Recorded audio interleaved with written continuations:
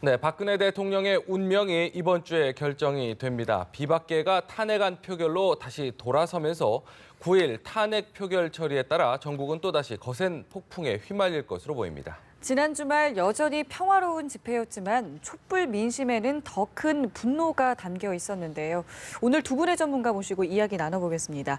최창렬 용인대 교수, 허성우 국가디자인연구소 이사장 나오셨습니다. 안녕하세요. 안녕하십니까. 어서 오십시오. 방금 성유미 앵커의 말대로 촛불 민심 점점 더 뜨거워지는 것 같습니다. 날씨 추워지는 것도 아랑곳하지 않는 것 같은데 사상 최대 규모의 집회를 보고 정치권도 좀 깜짝 놀란 것 같습니다. 비박계가 일단은 입장을 좀 선회했단 말이죠. 아무래도 민심의 열기를 좀 반영했다 이렇게 볼 수 있겠죠. 그렇죠. 일단 뭐 민심의 어떤 상황을 읽었다고 봐야 되겠죠. 이제 더 중요한 것은 지금 이제 6차 촛불 시 이후에 이제 이 불확실한 탄핵 정국 이것이 이제 어떻게 될 거냐 하는 문제인데요. 네. 이런 이제 6차 촛불 시의 어떤 국민들의 뜻이 이제는 정치권으로 넘어갔다. 정치권으로 넘어가서 사실 이번 주 이제 9일 날이죠. 예. 9일 날 탄핵에 가결될 것인지 아니면 부결될 것인가에 따라서 사실은 7차 촛불 시가 더 동력을 받을 건지 아니면은 동력을 잃을 건지 사실 굉장히 기로에 있었는데요. 네. 그렇기 때문에 이번에 이제 더 중요한 것은 남은 시간 동안에 여야가 빨리 머리를 맞대고 나서 이 부결이든 가결이든 그 이후의 시나리오에 대해서 네. 빨리 어떤 안을 만들고 로드맵을 국민들한테 제시할 필요가 있다. 네. 그냥 지금 한 4, 5일 남은 기간 동안에 야당이 너무 지나치게 촛불 민심에만 의존해서는 안 된다. 그 네. 말씀을 좀 드리고 싶습니다. 네. 이게 이번에는 청와대 100m 앞까지 갔기 때문에 더 압박이 컸을 수도 있을 것 같고요. 일단 뭐 탄핵에 비박도 동참한다라고 이제 어제 입장을 바꿨잖아요. 지난달 29일 날, 지난달 29일 날 박근혜 대통령의 대국민 담화가 네. 오히려 더 민심에도 화를 돋았죠.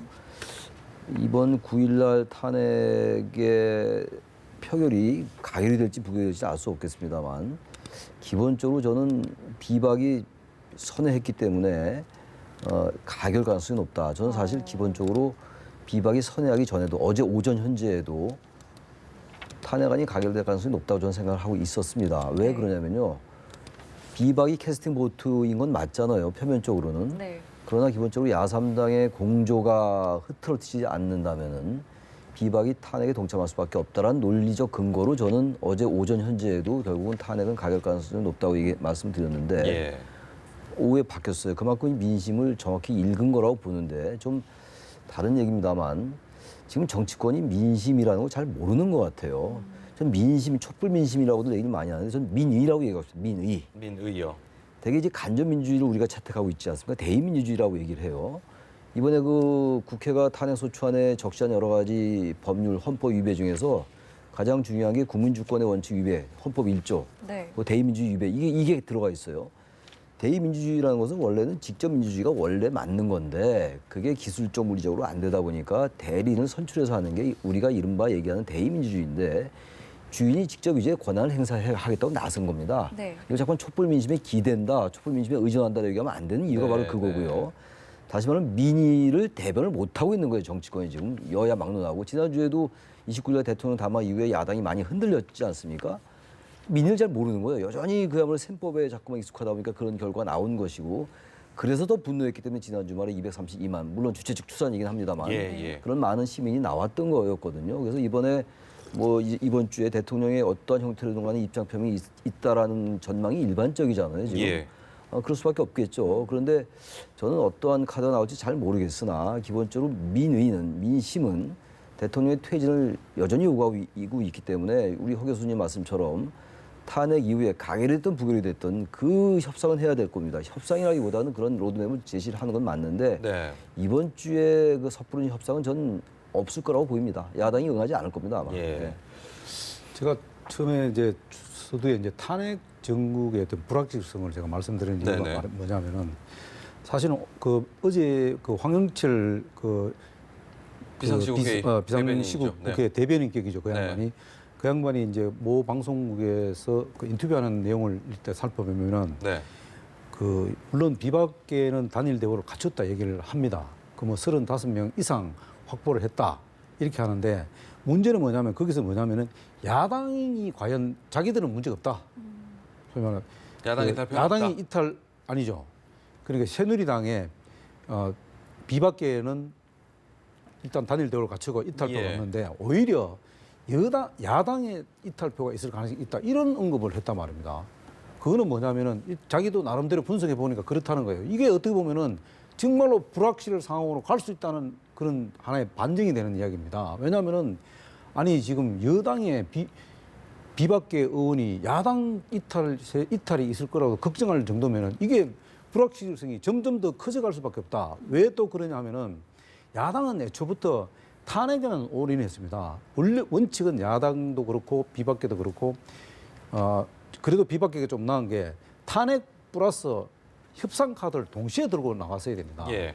근데 협상 카드가 중단시켜버리고 탄핵에만 메모를 하다 보니까 이제는 오갈 데가 없어요. 둘 중에 하나를 택해야 됩니다. 근데 문제는 뭐냐면 제가 생각해도 야당에도 이탈표가 있을 수 있다는 생각이 듭니다.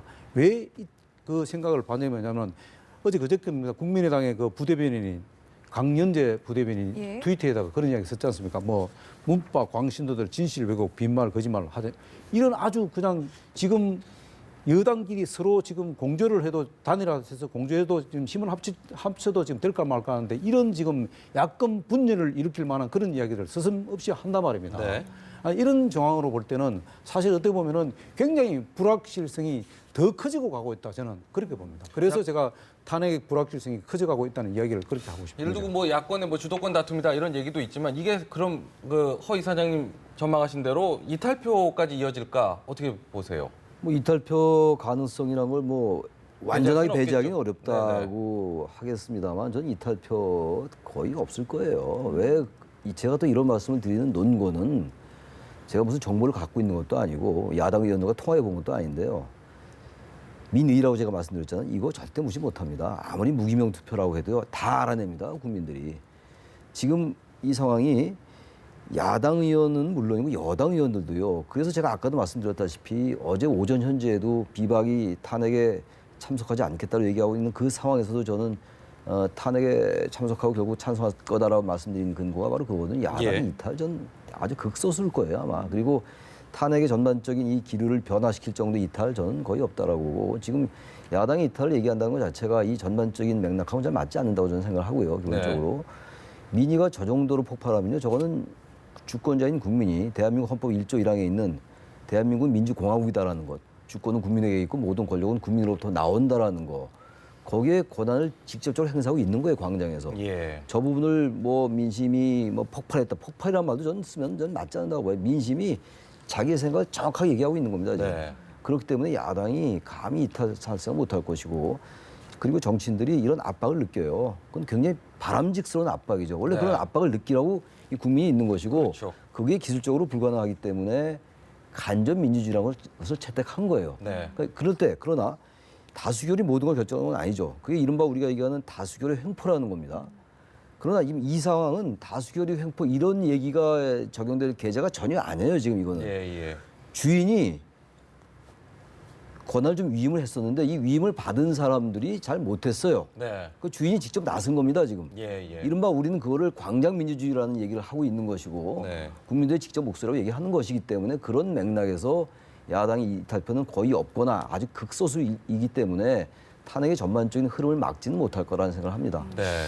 저는 조금 이제 다른 생각인데 물론 원론적으로 이야기하면 우리 최 교수님 말씀하신 대로 맞습니다. 누가 지금 이 촛불의 민심을 거역할 사람이 누가 있겠습니까? 그렇지 않습니까? 아무도 저는 없다고 그건 받아들입니다. 그러나 탄핵은 현실입니다. 정석수를 채우지 못하면 무조건 부결이 됩니다. 예. 그렇지 않습니까? 그래서 지금 야당도 지금 고심하고 있는 이유가 바로 거기 현실적인 문제에 지금 부닥치는 겁니다. 그 현실을 어떻게 야당이 타파할 거냐 하는 문제는 야당의 몫입니다. 자 그렇다면은 야당에서도 이 만약에 탄핵이 부결됐을 때 오는 후폭풍 계산하지 않을 수 없을 텐데요. 부결될 상황에 득이 될까 뭐 실이 될까 이 부분도 고민하지 않겠습니까? 결코 득이 될 일은 없을 것 같은데요, 야당으로서. 당연하죠. 네. 야당에서 지금 야당 입장이 야당이라 하면 전부 세 당 아닙니까? 네. 민주당, 국민의당, 정의당 세 곳인데 야당이 지금 만약 부결이 됐을 경우는 네. 사실 어떻게 보면 야당 전체가 공멸로 갈 수도 있지만 네. 서로 셈이 달라질 수 있다는 거예요. 부결이 되면은 민주당이 가장 크게 타격을 받을 겁니다. 왜냐하면은 이 지금 촛불 시위의 민심을 주도하겠다고 나섰는데 사실은 제대로 주도를 못했죠. 그런데 더 중요한 것은 사실은 이게 지금 부결이 돼 버리면은 모든 것이 대통령한테 면죄부를 야당이 준 걸로 됩니다. 예. 그렇다면은 거기서 그나마 조금 벗어날 수 있는 것은 오히려 국민의당의 입장이 조금 저는 조금 우리가 어떻게 보면 좀 난처할 것 같지만 저는 제가 볼 때는 난처하지 않을 수도 있다는 겁니다. 그렇기 때문에 이런 여러 가지 상황들을 종합해 볼 적에 물론 각 당마다 지금 탄핵 전국 이후에 가결이든 부결이든 로드맵을 다 만들어 놨을 겁니다. 근데 뭐 일부에서는 왜 그러면 내놓지 않냐 이렇게 얘기하면은 그것을 지금 탄핵 정국에서 혹시 물타기가 될 수 있으니까 대우가 분열될 수 있으니까 하지 않는다 하는데 그거는 제가 맞지 않다고 봅니다. 정유라 씨가 이화여대 입학 취소에 이어서 고교 졸업 취소 결정이 좀 내려진 건데요. 서울시 교육청은 정 씨가 졸업한 서울 청담고에 대한 특정 감사 최종 결과 브리핑에서 수업 일수 미달 또 출석 대체 근거 자료 미확인 등의 사유로 정 씨의 졸업을 취소 조치한다 이렇게 밝혔습니다. 네, 또 최 씨 모녀 그리고 학교 관계자 등 관련자 12명 전원은 앞으로 수사 의뢰를 하게 되고 또 앞으로 체육특기생의 출석 인정 결석 일수로 엄격히 제한을 하는 등 특기생 제도 전반을 손질하기로 했다는 언급도 덧붙였습니다. 네, 브리핑 내용 함께 보셨는데요. 지금 뭐 사실 대입 수능 시험 보고 나서도 계속 대입 전형을 좀 진행하고 있는 학생들이 봤을 때 참 많이 또 허탈하고 느꼈을 것 같고 또 그동안도 느껴왔습니다. 감사 결과 내용 어떻게 좀 보셨는지요?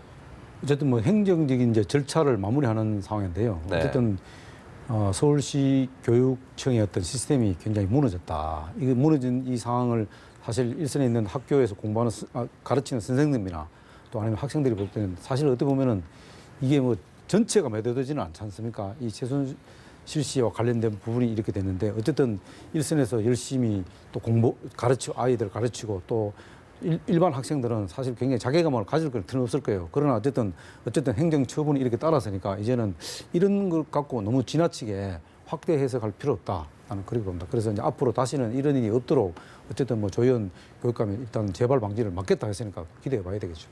네.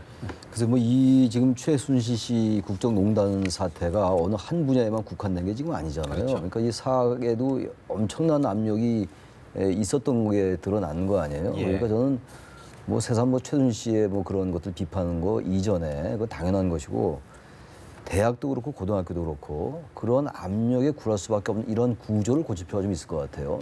노무현 정권 때 사학법을 가지고 여야가 상당히 보수 진보 진영이 치열하게 대립하고 그러지 않았습니까? 저는 그래서 지금이라도 사립학교법이라든지 전반적인 어떤 우리 사회 관련된 것들을 좀 손볼 필요가 있다. 우리 대기업의 뭐 지배구조 이런 얘기 많이 하잖아요. 지배구조 고쳐야 된다는 얘기 많이 하는데 대한민국 사학도 대기업 못지않게 고등학교 포함입니다. 그런 점들이 많이 좀 배태돼 있다고 생각해요. 그래서 그런 것들 고치는 계기가 되어야지 저런 일들이 교훈을 남을 수가 있다고 생각합니다. 뿐만 아니라 지금 사실 뭐 정유라 씨도 수사 대상입니다. 이제 수사를 하겠다 이렇게 얘기를 하고 있기 때문에 귀국을 해서 조사를 받게 돼야 될 텐데 뭐 언제쯤 받을까 이렇게 예상을 했지만 아직까지 뭐 진전은 없는 상황이거든요. 명확히 밝힐 부분도 많이 있지 않겠습니까? 단순히 이렇게 좀 특히 이번에 국정조사의 증인에도 정유라 씨와 그 최순실 씨의 언니는 최순득 씨의 딸 장시호 씨도 포함돼 있어요. 그러나 뭐 특히 정유라 씨는 지금 뭐 나올 수가 없는 상황인데 아무튼 정유라 씨에 대한 것도 수사가 불가피할 것 같아요. 이미 수사 대상에 올라 있는 것이고 그리고 이 학교의 문제뿐만이 아니라 여러 가지 뭐 승마협회 지원 문제도 있고 뭐 저기 최순실 씨 못지않게 정유라 씨에게도 많은 혐의가 있는 거잖아요. 그래서 그런 것들이 국정조사에서는 뭐 의원들의 질의를 통해서 이루어지기는 어려운 것이니까 어떤 형태로든 간에 특검의 수사를 통해서 밝혀져야 된다고 생각합니다. 지금 정유라 씨 같은 경우에는 뭐 독일에 머물고 있는 것으로 알고져 있는데 저희가 오늘 보도한 내용에 따르면은 그 거소불명으로 이 국정조사 특위가 증인으로 신청한 어떤 출석 요구서가 전달이 되지 않아서 휴대전화 문자 메시지로 보냈다고 하더라고요. 그렇죠. 일단 그 국회법에 의하면 일단 출석 통지서를 직접 수령을 하게 돼 있어요. 직접 수령하지 않으면 징역형이나 1,000만 원 이하 벌금 맞게 돼 있죠. 근데 이제 본인이 소재 파악이 되지 않으니까 국회에서는 이제 궁여지책으로 이제 문자를 했는데 문자도 들어간지 안 하는지 확인이 안 되지 않습니까? 본인이 받았다 안 받았다를 어떻게 확인합니까? 이제 어쨌든 이제 국회에서는 참 답답한 심정에서 그렇게 했을 겁니다. 했는데 더 중요한 것은 사실은 어떻게 보면 검찰이 정유라 씨를 소환하려고 마음만 먹으면 저는 소환할 수 있다고 봅니다. 왜냐하면은 그 독일 정부하고 이 수사 공조 체제를 제대로 이 협조를 요청하면은 아마 소재 파악은 금방 될 것으로 봅니다. 그런데 네. 지금 아직까지 그 지금 검찰이 지금 정유라 씨를 소환하려고 하는 의지보다는 지금은 이 수사 단계가 이 지금 최순실 씨한테 지금 집중되어 있다 보니까 네. 최순실 씨가 어느 정도 수사가 다 마무리되면은 정유라 씨는 들어오게 되면 소환해서 들어오면은 이 사실관계를 확인하는 데 집중할 겁니다. 왜냐하면 네. 정유라 씨가 직접 뭐 교육청이라든가 뭐 대학에 이런 데 압력 넣지는 않았을 겁니다. 엄마가 다 했기 때문에. 그러나 그 이제 사실관계를 밝히는 과정에서는 정유라 씨의 아마 그 수사가 아마 절대적으로 필요하기 때문에 언젠가는 들어오게 되는데 아직 그 빨리 지금 들어오지 않는 것도 어떻게 보면은 검찰이 지금 조금 보류하고 있지 않나 지금 그렇게 보고 있습니다. 예, 알겠습니다. 다음 질문을 좀 드려볼게요. 앞서 뭐 이야기 나누던 내용을 좀 살펴보면 어쨌든 뭐 청와대로서도 이 전국 해소를 위해서는 어떤 로드맵을 좀 제시하지 않을까 이런 얘기를 했었거든요. 지금 촛불 집회, 지난 주말 촛불 집회를 본 이후에 청와대로서도 굉장히 좀 궁지에 몰리지 않았을까 이런 생각을 합니다. 청와대로서 내놓을 수 있는 카드가 많지 않을 것 같은데 남은 카드가 어떤 게 좀 있을까요? 글쎄요, 저도 언뜻 잘 카드가 무엇일까 잘 떠오르지 않는데 지금 대국민 담화에서 했던 그 사과가 뭐 전혀 국민들에게 받아들여지지 않았고 네. 오히려 분노를 더 키운 결과가 됐고요. 특히 이제 어제 오후에 비박계가 탄핵 표결에 참석하겠다라고 입장을 바꾸면서 아마 청와대가 대단히 당혹스러울 것 같아요. 네. 지금 이제 비박계의 입장은 4월 퇴진 그리고 6월 조기 대선을 당론으로 정하고 이것을 받아라라고 얘기했던 거였잖아요. 근데 네. 지금 네. 그것 설령 받는다 하더라도 여야 협상이 없으면은 표결에 참석하지 않겠다. 어제 이제 유승민 의원의 입장하고 같아졌어요. 이제 그렇죠. 비박계 전체가. 그럼 이런 상황 속에서는 4월 퇴진 이외에 다른 카드를 내놔야 되거든요. 4월 퇴진 이미 안 되는 겁니다. 지금 4월 퇴진 카드를 해가지고는 뭐 이 민심이 절대 받아들이지 않을 거고 말이죠. 만약에 청와대가 글쎄 저는 이럴 가능성이 대단히 낮다고 보긴 하는데 그 퇴진 시기를 앞당긴다면 예를 들어 네. 오늘이 12월 5일이잖아요. 근데 네. 뭐 극단적으로 12월 말이라든지 뭐 1월 말 이렇게 된다면 야당이 뭔가 거의 즉각 퇴진이나 거의 비슷한 효과가 있으니까 대화가 또 흐트러지지 않을까라는 생각을 하는데 아마 이마저도 국민들은 받아들이지 않을 거예요. 아마 1월 말이라도. 네. 당장 뭐 이번 주말에 퇴진한다라고 한다면 그건 받을 수가 있겠죠. 이승만 대통령의 경우가 그랬으니까 최규하 권한대행도 그랬고요. 그래서 저는 지금 카드가 정말 마땅치 않을 거다라고 생각을 해요. 그래서 제 생각으로는 그거 이외엔 특별하게 내세울 카드가 없을 것 같고 뭐 진심으로 사과한다 이런 것들은 이미 이제 시기는 지난 것 같고요. 네. 그런데요. 오히려 이- 좀 따지고 예? 보면은 지금 이 야당도 이 지금 야당은 탄핵 정부에 출구 전략이 없어요. 대통령이 어떻게 하냐에 따라 출구 전략이 만들어질 수가 있거든요. 그런데 제가 볼 때는 오늘은 이제 국정조사 기관 보고 내일은 이제 사실 어떻게 보면은 기업 총수들이 지금 8명이 불려 나와서 지금 국정조사 시작되지 않습니까? 네. 그렇다면 두 가지 안을 내놓을 가능성도 있다. 뭐 저는 청와대 입장을 잘 모르지만 제가 경험에 추측해 보면 네. 한 가지가 뭐냐면은 지금 이제 김병준 총리 지명자가 지금 아직 그대로 지금 존재하고 있지 않습니까?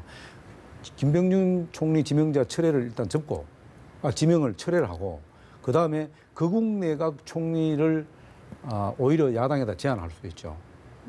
그것을 빨리 구성을 해서 제안해달라 하는 그런 안이 하나 있고요. 또 하나는 뭐냐면은 내일부터 국정조사가 어쨌든 시작되니까 대통령이 제3차 대국민 담화 때 뭐라고 했냐면은 기자 질문에 답을 하지 않으면서 조만간 사실 그 어떤 그 진실 어떤 여러 가지 좀 의혹 이런 것에 대해서는 아마 충분히 그 기자들한테 답할 기회가 있을 거다 이런 예. 얘기 했거든요. 그렇기 때문에 네. 그것을 병행해서 오히려 그런 안을 좀 내놓을 가능성이 있지 않겠나 예. 그렇게 봅니다. 알겠습니다. 한광욱 비서실장 의혹 없이 협조하겠다라는 언급을 했지 않습니까? 그런데 저희가 알기로는 청와대에서 자료 제출에 상당히 좀 비협조적이라는 이야기가 있거든요.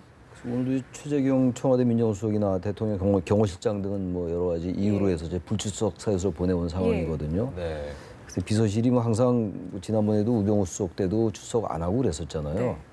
그러니까 이런 것들은 일단 뭐 잘못된 거고 지금 비서실에 대한 국정조사가 왜 중요하냐면은 최근에 박근혜 대통령에 대한 이른바 외부 진료 문제, 그렇죠. 성형시술 문제라든지 간호장교가 세월호 이제 그 당일날 그 주사를 놨느냐 안 놨느냐 뭐 이런 것들 때문에 이제 비서실이 상당히 중요한 밝힐 게 굉장히 많아요. 네. 근데 그러려면은 경호실이 굉장히 중요하죠. 그 의약품 같은 것들이 많이 비치돼 있었잖아요. 그렇죠. 그런 것들은 사실 경호실과 직접적인 관련이 있는 것이고 의무실도 마찬가지고 그렇기 때문에 지금 이 대통령 비서실이 굉장히 밝힐 게 많고 이 대통령 비서실에서 어떤 진술이 나오냐에 따라서 대통령에 관련된 여러 가지 그 의혹들 이런 것들이 풀릴 하나의 단초가 될 수 있다고 생각합니다. 네. 근데 이제 그동안에 이제 의혹 해명과 관련해서 여러 가지 이제 이것이 팩스다 이러면서 이렇게 공개도 하긴 했지만 사실 뭐 필요한 부분만 내놓고 정작 궁금해하는 거는 내놓지 않는다 이런 얘기들도 계속 그렇죠. 많이 있었거든요. 지금 어쨌든 지금 이제 지금 황강호 비서실장이 어쨌든 국정조사에 최대한 협조하겠다고 얘기했지만 사실 협조할 사항이 크게 내놓을 게 없는 게 황강호 비서실장이 왜냐하면 이거는 김기춘 비서실장 시절에 있었던 이야기들이지 않습니까? 네. 황강호 비서실장은 사실은 이 업무에서 벗어나 있는 상태이기 때문에 황강호 비서실장이 내놓을 수 있는 그런 굉장히 제한적이다. 그리고 지금 오늘 기관 보고에서도 당장 지금 부닥치는 게 정인 출석 문제입니다. 네. 지금 뭐 우리 최 교수님도 말씀하셨습니다만은 민정이나 경호실장 같은 경우는 지금 그 업무상 이유 때문에 불출석하겠다고 이미 통보를 했지 않습니까? 문제는 뭐냐면은 지금 가장 중요한 핵심이 뭐냐면은 물론 의약품 문제라도 있지만은 제가 볼 때는 지금 가장 비서실에서 중요한 문제가 뭐냐면은 국가 안보와 직결된 개인이 어떻게 청와대를 무상 출입을 할 수 있냐 하는 그런 부분들이거든요. 그 부분이 제대로 밝혀지면 나머지 부분들은 의약품 문제라든지 여러 가지 뭐 대통령이 또 혈액 채취를 해서 바깥으로 나간 문제 이런 것들은 저절로 밝혀질 수 있다. 근데 왜 어떻게 경호실장이 과연 몰랐느냐 부상 출입하는 부분에 대해서 이런 부분들이 과연 가능했냐 하는 부분들이거든요. 이런 것들이 밝혀져야 되는데 일단 경호실장이 안 나온다고 지금 하기 때문에 그 네. 밝히기도 굉장히 어려울 가능성이 높다. 네. 그렇기 때문에 또 황강호 실장이 지금 김기춘 비서실장 또 우병우 민정수석이 했던 그 이 사항들을 어떻게 황강호 실장이 그 경계선을 넘어서 이야기할 수 있느냐 하는 부분들이거든요. 그래서 그 어떤 상당히 그 제한적일 수밖에 없다. 청와대는 그렇게 볼 수. 또 하나가요. 지난번에 그 간호장교 2명, 예. 그 조모 대위와 신모 대위 얘기가 있었잖아요. 그 조모 대위가 미국에 이제 연수를 갔다라는 거 아닙니까? 근데 그 전에 이제 간호장교 2명이 있었다라는 것은 청와대 비서실이 발표를 했거든요. 정영욱 대변인이 얘기를 했어요. 그거는 예. 청와대 대변인이. 그리고 난 다음에 연이어서 이제 국내에 있는 그 신대위하고 외국에 간 그 조대위, 조모 다 전대위죠. 전에 네네. 대위했던 분들인데 그게 뭔가 안 맞아요. 지금 어느 한쪽은 거짓말을 하고 있는 거거든요. 이런 것들이 밝혀져야 돼요. 그래서 이거는 단순하게 간호장교가 그 시간에 근무를 했느냐 안 했느냐의 문제가 아닌 거죠. 아까 말씀드린 그 세월호 7시간의 행적은 뭐 특검이 수사하겠다는 거 아닙니까? 예, 예. 그것과 관련해서 대단히 중요한 게 대통령 비서실에 대한 이 국정조사인데 예. 기존에 해왔던 관행으로 미뤄볼 때 벌써 이 민정수석 출석 안 했지 않습니까? 예. 그런 자료를 있어도 안 내놓을 공산이 커요. 지금 네. 그 어떤 뭐 그 출입 기록, 청와대 출입 기록 이런 것들도 좀 있으면 내놓을 수 있는데 그건 네. 좀 있으면서도 잘 협조하지 않아 보인다는 겁니다. 지금 뭐 한강호 비서실장은 협조하겠다라고 말씀을 했지만 네. 이런 것들이 밝혀지면은 상당히 청와대로서는 더 곤혹스러운 입지에 처할 수 있을 거예요. 그래서 아마 그런 것들이 대상인데 글쎄 얼마나 밝혀질지 뭐 잘 전 회의적입니다 사실. 네. 청와대도 어떤 기밀 문서를 어디까지 밝히고 어디까지 밝히지 말아야 돼 이런 부분들은 상당히 그 아마 법적으로도 문제가 될 겁니다. 그렇다면은 예. 네. 이런 지금 남아 있는 상당히 이런 부분들이 의혹에서 미제로 또 묻힐 가능성도 상당히 있을 가능성이 높다. 이제 네. 물론 앞으로 이제 특검에서 어떻게 하느냐에 따라 달라질 수도 있겠죠. 네. 알겠습니다. 자, 지금 속보가 좀 들어왔는데요. 박 대통령이 이르면 내일 4차 담화 가능성이 있다고 합니다. 오늘 오전에 일단 청와대 대변인의 브리핑은 없었거든요. 그렇기 네. 때문에 이 부분에 대해서도 좀 왜 없었을까라는 이야기가 있었는데 일단 당장 들어온 소식에 의하면은 내일 4차 담화 가능성이 있다고 합니다. 어떤 이야기가 나올 수 있을까요? 그 7일 날 원래 7일 오후 6시까지 이제 입장을 달라라고 새누리당에서 얘기했던 거였잖아요. 그랬죠. 근데 어제 네. 내일은 6일이잖아요. 예. 내일 4차 대국민 담화니까 기본적으로 지난번 3차 대국민 담화 때 입장을 표명하겠다라고 아까 우리 허 이사장님 말씀처럼 예, 뭐 그런 예. 부분이 좀 있을 것 같고요. 지금 나온 이야기를 보면요. 여권 관계자가 언급을 했는데요. 4월 퇴진 입장 표명을 관측할 수도 있다. 된다는 표명할 수도 근데 있다는 지금- 관측을 내놨거든요. 그러니까 지난번에 3차 대국민 남할 때는 여야가 합의하는 일정에 따르겠다라고 얘기했는데 네. 던져놓은 거죠. 공을 던졌는데 이제 새누리당의 비박계가 4월 퇴진 6월 조기 대선을 입장을 밝혀달라라고 얘기하니까 그랬죠. 역시 여전히 여야 합의가 우선이다라는 입장을 견지해 왔던 건데 네. 어쨌든 거치와 관련된 퇴진 시기를 얘기 안 할 수가 없겠죠. 입장 그렇죠. 표명한다면은. 저 4월 퇴진 얘기는 저걸 받아들인다 하더라도 전 실기를 한다고 봐요. 지금 4월 퇴진론을 야당이 받을 리가 없잖아요. 예. 지금 새누리당 비박계는 설령 4월 퇴진 입장을 받는다 하더라도 네. 야당이 이를 받아들이지 않거나 야당이 협상에 응하지 않으면은 탄핵 표결에 가겠다라는 게 현재 입장이잖아요. 지금 예. 비박계 바뀌었어요. 어제 저녁 예, 이후로 예. 아까 말씀 나눈 겁니다만 그래서 저런 입장을 표명해서 뭔가 명분을 확보하려 하겠으나 네. 탄핵 표결 9일날 하는 이 상황, 이 일정은 되돌리기가 좀 어렵지 않을까. 이른바 이제 언론에서 얘기하는 탄핵 열차를 세우기는 좀 어려울 것 같습니다. 네. 내일 만약에 네. 그 제4차 대국민 담화를 한다면은 제가 아까 말씀드린 대로 네. 자 그러면 지금 제가 볼 때는 4월에 퇴진하는 거는 거의 제가 볼 때는 그게 가장 합당하다고 봅니다. 또 지금 이 새누리당에서도 4월 퇴진, 6월 대선이라고 일단 그 합의를 했지 않습니까? 당론을 네. 채택했기 때문에 거기에 대해서는 변함이 없는데 다만 그럼 그때까지 어떻게 할 거냐는 부분이거든요. 그것을 대통령이 내놓을 가능성이 있다. 그러면은 그 어떤 그 어떻게 하느냐 부분에 대해서는 결국은 거국 내각을 구성하자. 네. 거기다가 모든 것을 위임하겠다. 4월에 물러나지만은 그 안이 굉장히 높을 가능성이 높고요. 네. 그리고 시기적으로 내일 아니고는 시간이 없습니다. 대통령이 만약에 4차 담화를 하려면 내일이 가장 적기다. 왜냐하면 네. 내일이 국정조사가 시작이 되기 때문에 거기와 관련된 각종 의혹에 대해서 내일은 일정 부분 기자들하고 밝힐 가능성이 좀 있다. 네. 그렇다면은 국정조사에서 여러 가지 사항들을 일정 부분 좀 피해갈 수 있는 상황도 생길 수 있거든요. 예. 그렇기 때문에 오히려 그런 것들을 좀 지금 탄핵의 어떤 불확실성을 좀 더 어떻게 보면은 구체화를 시킬 수 있다. 그렇다면은 오히려 내일은 4차 담화가 시기적으로 적절하다. 네. 그렇게 보는 거죠. 일단 한번 정리를 좀 하고 말씀을 좀 이어가죠. 박근혜 대통령이 이러면 내일 4차 담화 가능성 있다라는 속보가 전해졌는데 여권의 관계자에 따르면 4월 퇴진 입장을 표명할 것이 아니냐 이런 관측이 나오고 있습니다. 그런데 이정현 대표가 이제 명확하게 얘기를 했습니다. 내년 4월 퇴진 당론을 받아들일 것 같다. 이렇게 지금 이정현 대표 입으로 좀 이야기가 나왔거든요.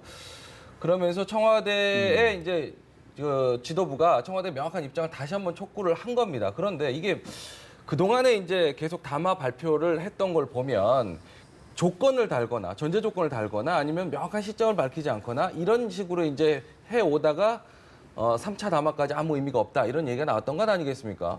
4차 담화에 때는 또 그런 식의 반응을 내놓을 수는 없을 것 같은데요. 지금 보세요. 1차, 2차, 3차까지 왔어요. 예. 그리고 지난 3차 담화 때는 100번 양보한다면 진전이 있었습니다. 물러나겠다라는 말씀을 처음 했으니까 대통령이. 네. 그래서 이제 이 비박계가 입장이 바뀌었던 것이고 야당도 입장이 좀 혼선을 빚었던 거잖아요. 29일 날. 그랬죠. 그랬는데 그런데 그것이 민심에 의해서 통하지 않으니까 내일 담화를 발표하는 거예요. 한다고 지금 보도가 됐으니까. 네. 네. 그럼 이제 얘기 나오는 게 4월 퇴진 이거 뭐 아까 말씀 다 충분히 나눈 것이고 예. 새누리당이 당론을 채택했던 거였잖아요. 전 지금 4월 퇴진은 이미 늦었어요. 지금 4월 퇴진 얘기해서 이 탄핵 열차를 그야말로 뭐 멈추기는 어렵다고. 지금 왜? 일단 비주류도 그 입장과 상관없이 상관없이 탄핵을 가겠다라는 하겠다는 얘기 거잖아요. 입장이 바뀌었다니까요. 어제 네. 바뀌었고 문제는 이겁니다. 지금 계속 어쨌든 처음부터 물러나겠다. 그게 아니고 처음엔 지난번 이 3차 담화는 물러나겠다라는 얘기만 했고 퇴진 시기는 명시하지 않았고 예. 또 그것이 민심에 의해서 더욱더 민심의 그 민의가 인정하지 않으니까 이제는 퇴진 시기를 밝힌다라고 얘기하는 거 아니에요? 예. 그리고 지난 3차 담화 때도 주변을 관리 잘못한 게 책임이었다라고 이렇게 말씀을 하셨고 예. 그리고 여전히 1, 2, 3차의 담화의 일관된 논리는 선의에 의해서 하려 했던 것이다. 네. 이렇게 말씀을 하셨단 말이에요. 예. 그래서 이러한 4차 담화에서 4월 퇴진 얘기한다고 해가지고 민심이 일단 기다리자라고 할 가능성은 거의 전 제로에 가깝다라고 보고 민심이 그리고 네. 야당도 받아들일 리가 없고 그렇죠. 이 4월 퇴진 그리고 4월이 너무 길어요. 제가 항상 하는 얘기지만 5개월 거의 남은 거잖아요. 5개월 후에 퇴진하겠습니다. 그건 퇴진이 아니죠. 그건 네, 네. 적어도 퇴진 약속이라는 건 적어도 1개월 정도까지는 제가 아까 잠깐 말씀드린 바가 그거는 수습할 수 고려해볼 있는. 수 있다라고 얘기되는데 네. 4월에 퇴진하겠습니다. 그때 변수가 너무 많아요. 그렇죠. 그러면 또 하나 문제는 현실적으로 과연 국민들이 4월 퇴진할 때까지 기다릴 수 있을 것 같습니까? 저는 그렇지 못할 것 같아요. 지금 광장에서는 지금 탄핵보다도 더욱더 즉각 퇴진을 얘기하고 있는 상황인데 네. 4월까지 기다릴 수 있겠어요? 저는 이런 담화가 대단히 공허하지 않을까라는 생각이 들어요. 물론 내일 이제 담화가 어떤 내용인지 아직 모르니까. 물론 예, 이제 예. 4월 퇴진이라는 것을 가정해서 이런 말씀을 드리는 거긴 합니다만. 네. 거기다 아직까지는 가능성이고. 가능성이고 아직 그렇죠. 모르는데 어쨌든 네. 저는 만약에 이렇게 4월 퇴진 얘기를 한다면요.